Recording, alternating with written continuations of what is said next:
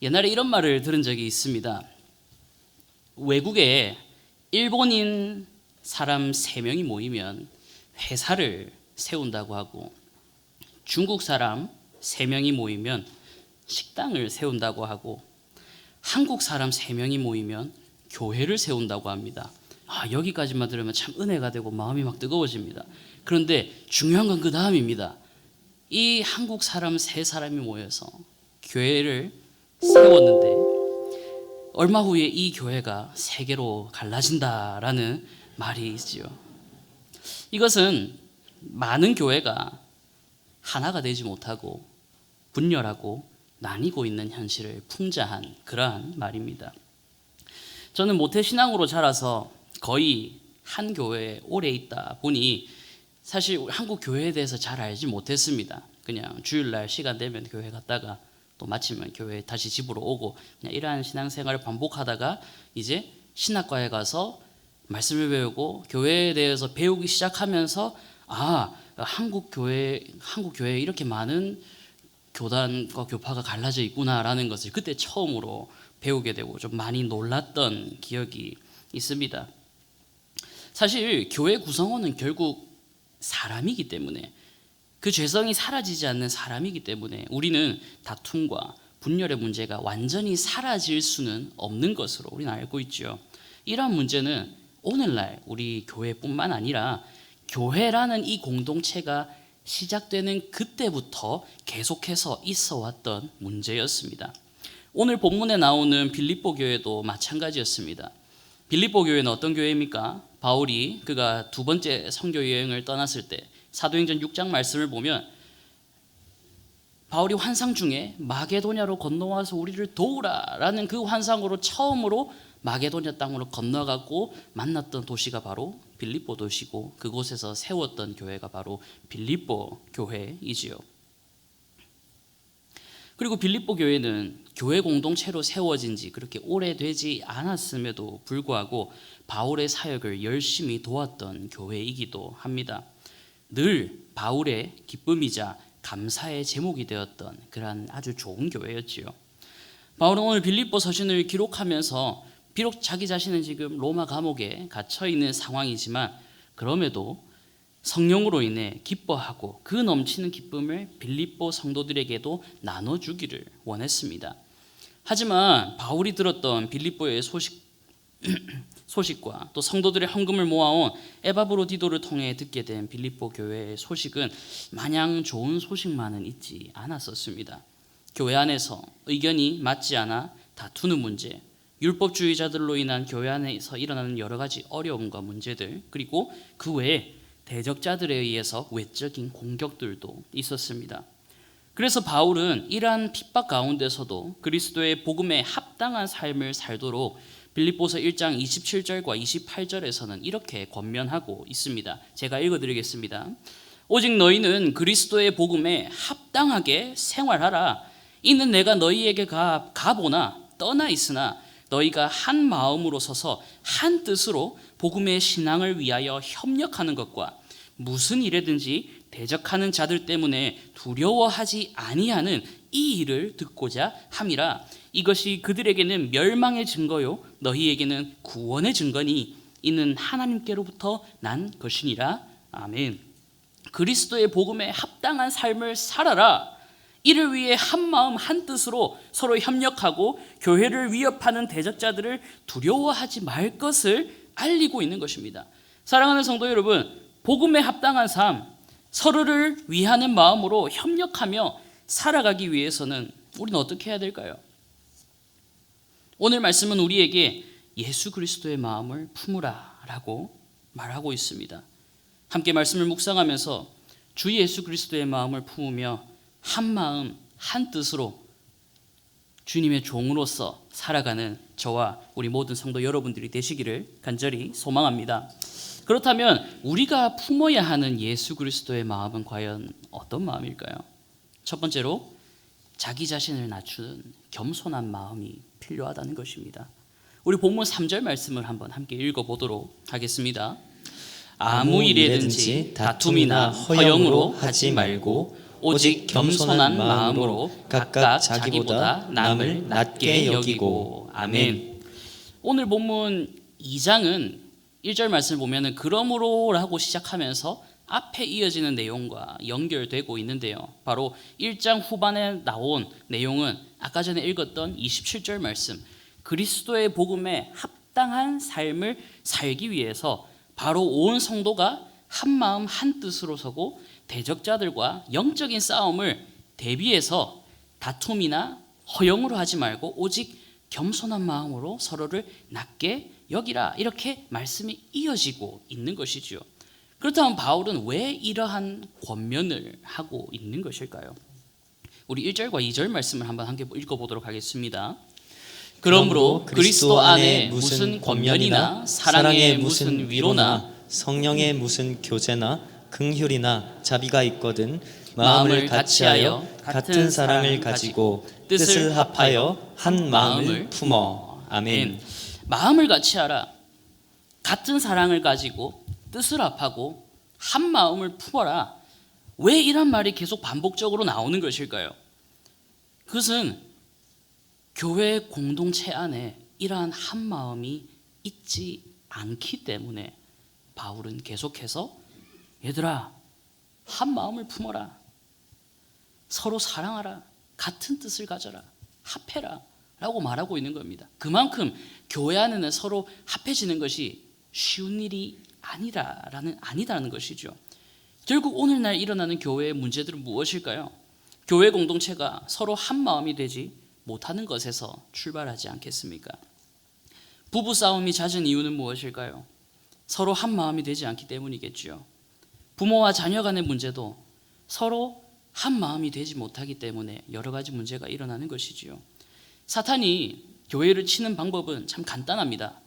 사람의 마음을 흔들어 놓고 하나가 되지 못하게 회방하는 것이지요.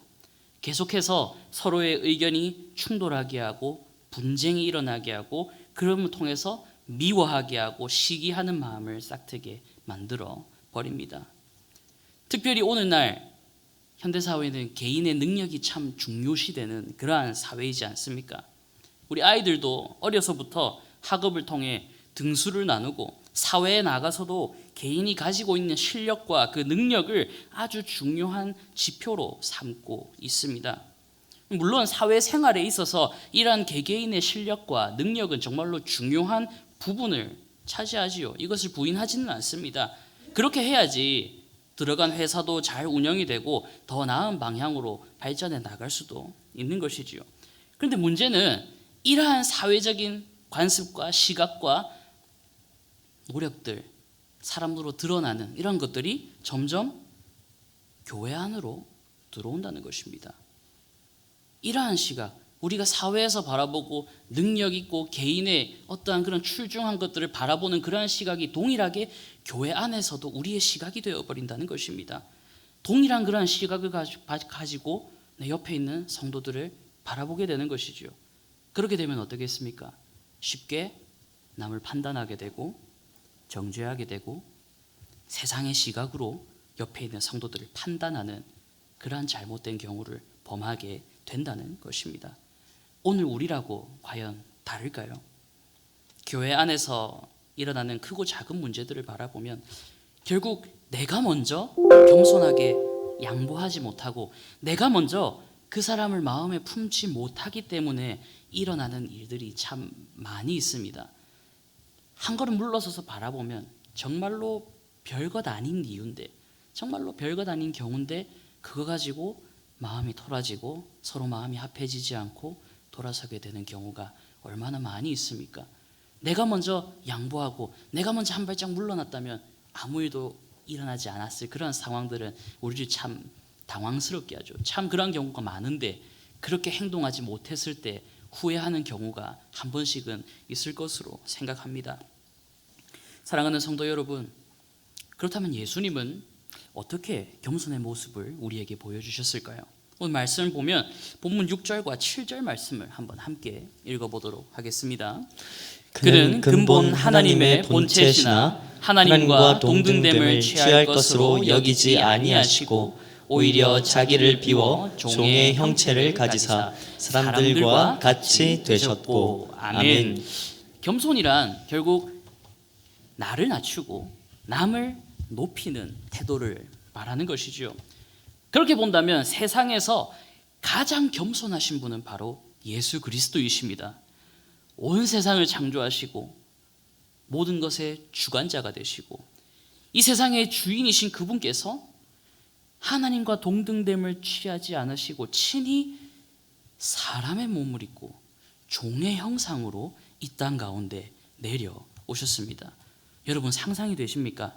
신께서 직접 그가 창조한 사람과 같이 되어서 하늘에 있는 보좌를 다 버리고 이 땅에 내려왔습니다. 하늘에 있는 영광을 다 버리고 이 땅에 내려와서 그 누구보다 낮은 자리까지 내려오셨습니다. 저와 여러분이라면 과연 이렇게까지 다 내려놓고 포기하는 겸손의 자세, 낮아지는 자세를 할 수 있겠습니까?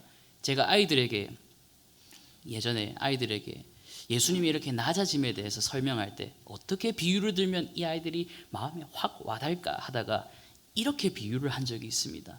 얘들아, 너희가 예를 들어서 과학이 잘 발달돼서 개미라는 한 종족의 개미를 만들었어. 이 개미들이 막 번성하고 잘 되는데 이 개미들이 잘못된 일을 하니까 네가 결국 너무 사랑해서 못 참아서 네가 직접 개미가 돼서 이 개미 세상으로 들어간다 생각해봐. 할 수 있을 것 같니? 라고 물으니까 애들이 전부 다 아니요. 아유, 전도사님, 사람이 어떻게 개미가 될 수 있어요? 저 못할 것 같아요. 그런데 있잖아, 예수님은 그렇게 하셨어 하니까 애들이 이러는 약간 반응이 있더라고요. 느낌이. 근데 여러분 중요한 건 사람이 개미가 된 것보다, 내가 개미처럼 낮아진 것보다 예수님이 하늘 보좌를 버리시고 이 땅 가운데 종의 형상으로 오신 것은 그보다 더 깊은 낮아지심입니다. 이것을 기억하시길 바랍니다. 그분은 정말 보잘것없는 나를 살리기 위해서, 우리를 살리기 위해서 하늘의 영광을 다 포기하시고 낮고 낮은 자리까지 친히 내려오신 하나님이십니다. 말씀이십니다. 우리를 그분은 주 예수 그리스도라고 부를 수 있는 것입니다. 사랑하는 성도 여러분, 주님께서는, 우리의 왕께서는 이렇게 힘없는 백성들을 친히 섬기시기 위해 낮고 낮은 자리까지 내려오시고 복종을 하셨는데, 그런데 이 예수님을 주로 시인하면서 예수 그리스도의 제자로서 살아가겠다고 다짐했던 우리는 오늘 어떻게 살아가고 있습니까? 사도 바울은 너희는 이 마음 곧 예수 그리스도의 마음을 품으라 라고 말하고 있는데, 정작 나는 나의 신분과 나의 직분을 내세우고 나의 능력과 나의 강함을 내세우면서 남을 차별하고 남을 헐뜯고 하나 되지 못하고 주님의 마음과는 점점 멀어지는 나의 모습, 이 추한 모습을 감추기 위해서 애를 쓰고 있지는 않습니까? 주님은 우리에게 당신을 보며 겸손을 배우라고 말씀하셨습니다. 마태복음 11장 29절 말씀 우리 함께 읽어보도록 하겠습니다.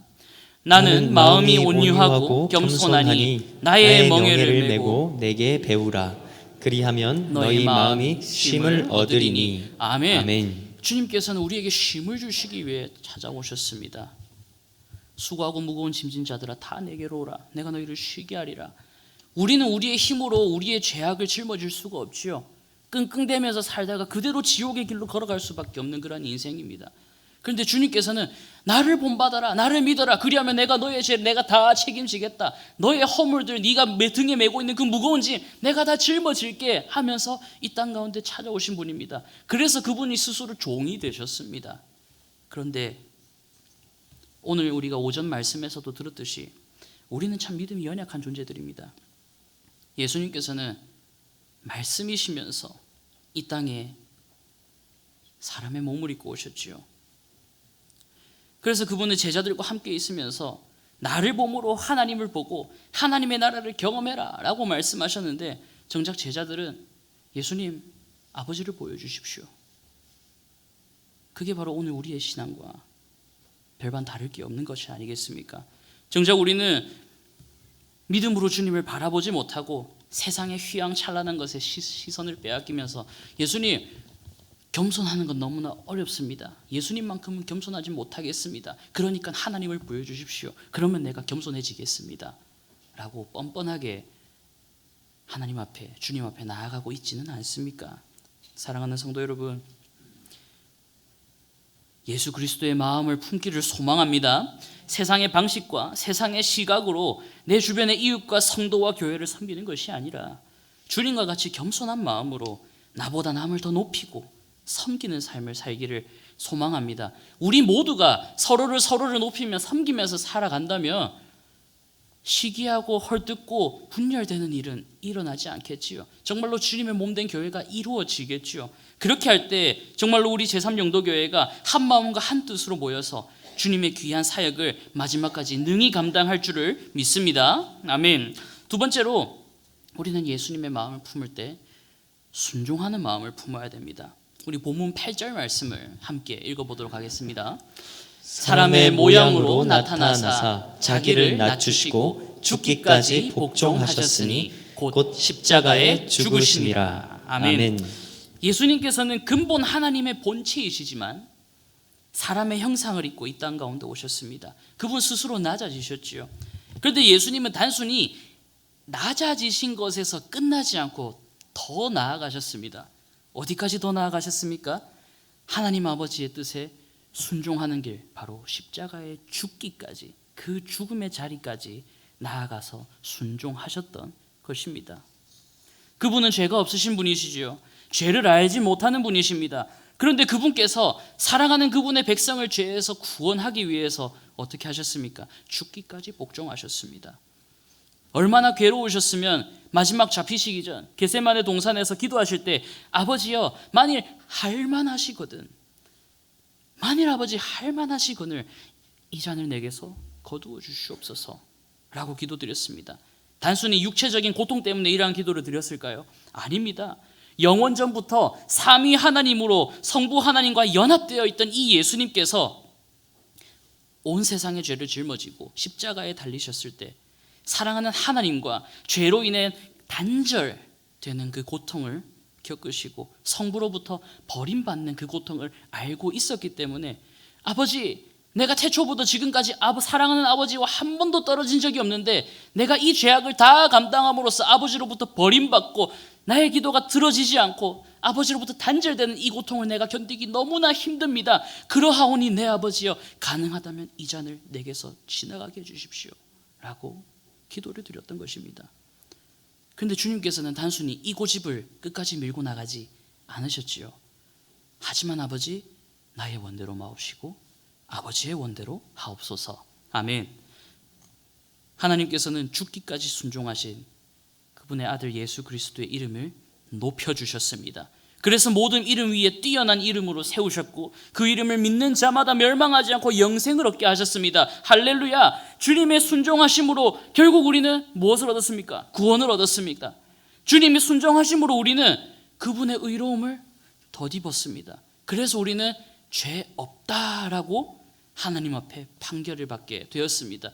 여전히 나는 죄인이고 여전히 나는 죄 가운데 있다 할지라도 내가 주 예수 그리스도를 믿습니다, 그 한마디만 하면 하나님께서는 그래, 내 아들의 피가 너를 덮고 있구나, 너는 죄가 없다라고 우리에게 판결을 내려주시고 구원을 베풀어 주시고 은혜를 베풀어 주셨습니다. 무엇을 통해서요? 예수님의 순종을 통해서. 그분 한 사람의 순종으로 말미암아 오늘 우리가 이 자리에 있게 된 것이죠.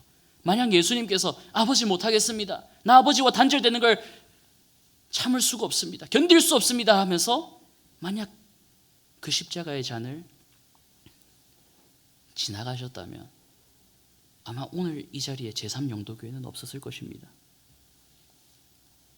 주님께서는 나를 본받으라 라고 말씀하셨지요. 그분은 친히 그분의 삶을 통해서 우리가 섬기는 교회가 영적 공동체가 되기 위해서 어떻게 순종을 해야 되는지 직접 그 본을 보여주셨습니다. 가기 싫은 길, 어려운 길, 힘든 그 길, 정말로 괴로운 그 길을 나아갈 때 아버지, 나의 원대로 마시옵고 아버지의 원대로 하시옵소서 라고 순종하는 모습을 우리에게 가르쳐 주시고 보여주셨지요. 하지만 오늘날 많은 사람들은 뭐라고 합니까? 하나님, 제가 너무 바쁩니다. 시간이 없습니다. 네, 그렇지요. 시대가 옛날과 다르게 점점점 빨리 변화되고 있고, 빨리 변화되는 만큼 더 우리가 할 일은 많아져 갈 수밖에 없습니다. 더 바빠져 가지요. 한 사람이 여러 가지 다양한 일들을 하면서 하루하루를 정말 바쁘게 시간을 보내고 있을 것입니다. 그래서 내가 스스로 정말로 시간을 정하고 결단하고 작심하지 않으면 하루에 말씀을 조금이라도 읽고 조금이라도 기도의 시간을 가지는 것도 우리는 쉽지 않을 때가 있지요. 바쁘게 내 일을 하다 보면 어떻습니까? 하루하루가, 한 주일이, 아니 한 달이 후훅 지나가 버립니다. 그래서 시간이 없어서 말씀에 순종하지 못하고 교회를 섬기지 못한다고 말합니다. 아버지, 내가 너무 바쁩니다. 하나님, 제가 너무 할 일이 많아가지고 이번에는 좀 어려울 것 같습니다 라고 말을 하죠. 그런데 정말 돌이켜봤을 때, 정말로 시간이 있을 때는 주저없이 아버지, 제가 여기 있습니다, 나를 사용하여 주시옵소서라고 말할 수 있는 분이 얼마나 계시겠습니까? 제가 사역을 시작하기 전에 아프리카의 단기 선교에 갔을 때 그곳 사람들은 이런 말 하면 좀 그렇지만 정말 많이 게으른 사람들이었습니다. 아프리카 사람들이 생각보다 게으르더라고요. 그래서 선교사님이 어떤 일을 진행할 때 이 일을 맡기면 한 일주일이면 되겠다라고 생각하고 돈을 지불하고 일을 맡겨도 이 사람들은 이런저런 핑계를 대면서 일주일이면 끝날 일을 열흘, 보름, 20일까지 늘리면서 이런저런 핑계를 대면서 지체하는 경우가 허다했습니다. 왜냐하면 그 지역은 너무나 덥기 때문에 한낮에는 사람이 밖에 나와서 도저히 일을 할 수 없는 환경이거든요. 그래서 이 사람들은 아침 일찍 일어나서 일을 하고 한낮에 해가 쨍쨍이 떠 있을 때는 쉬었다가 이제 해가 꺾여서 넘어가려고 하면 또 슬그머니 나와서 일을 하기 시작합니다. 그러면 우리 입장에서는 해가 꺾여서 슬그머니 나와서 일을 하면 늦게까지, 이제 한낮에 일을 못했으니까 좀 늦게까지 일하면 되겠지라고 생각하는데, 그 사람들은 해가 떨어지면 집으로 들어갑니다. 전기가 귀하거든요. 불이 없습니다. 그래서 안 보이는 겁니다. 결국 일할 수 있는 시간은 아침 새벽녘과 노을 지고 있는 그 시간대밖에 없는 겁니다. 가장 시간이 많은 한낮에는 일을 할 수 없는 것이죠. 참 좋은 핑계입니다. 그 시간은 일할 수 없습니다. 햇빛에서 일하다가 병 걸리면 어떻게 하려고요? 쉬어야 됩니다. 자야 됩니다. 낮잠 자야 됩니다 라고 말합니다. 우리가 보면은 참 게을러 보이게 느껴지기도 합니다. 그 사람들은 시간 없다고 말하는데 낮잠 잘 거 다 자고 먹을 거 다 먹고 가족들이랑 시간 다 보내면서도 시간 없다고 합니다.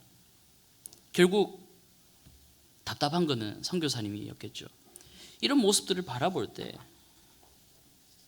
결국 그들은 시간이 있다고 해서도 제가 시간이 없습니다 라고 말하는 것이지요. 중요한 건 뭐겠습니까? 바로 마음가짐입니다. 사랑하는 성도 여러분, 정말로 바쁘게 살아가는 사람들도 순종하려는 마음만 있으면 기꺼이 말씀에 순종하는 삶을 살아갑니다. 주변에 그런 분들이 있지 않습니까? 정말로 바쁘게 살아가고 시간 없어 보이는데도 꿋꿋하게 말씀에 순종하면서 살아가고 봉사하는 분들이 있습니다. 반면에 마음이 없으면 아무리 나에게 시간이 있어도 순종하기를 거부하지요. 나의 시간을 딱 감싸고 이건 안 됩니다, 이건 내 시간입니다 하면서 양보하지 않는 그런 모습이 있는 것이지요. 근데 주님께서는 어떻게 하셨습니까? 아버지, 이건 안 됩니다, 내가 아버지와 단절되는 이것만은 결코 안 됩니다 라고 하셨습니까? 아닙니다. 그분은 아버지 뜻대로 하십시오. 그분의 시간과 그분의 삶과 그분의 생명까지 다 우리에게 내어주셨습니다. 우리가 요즘 새벽마다 다니엘서 말씀을 묵상하고 있죠. 잘 아시다시피 다니엘은 무려 3명의 왕을 섬기면서 그 나라의 중추, 재상의 자리에 앉아 있었습니다. 나라의 2인자였습니다. 얼마나 바빴겠습니까? 그런데 다니엘을 보면서 우리는 어떤 사람이라고 합니까? 기도의 사람이라고 하죠. 그는 아무리 바쁘고 아무리 어려운 순간이 있더라도 말씀 읽고 기도하는 시간을 딱 정해놓고 그것을 어기지 않았습니다.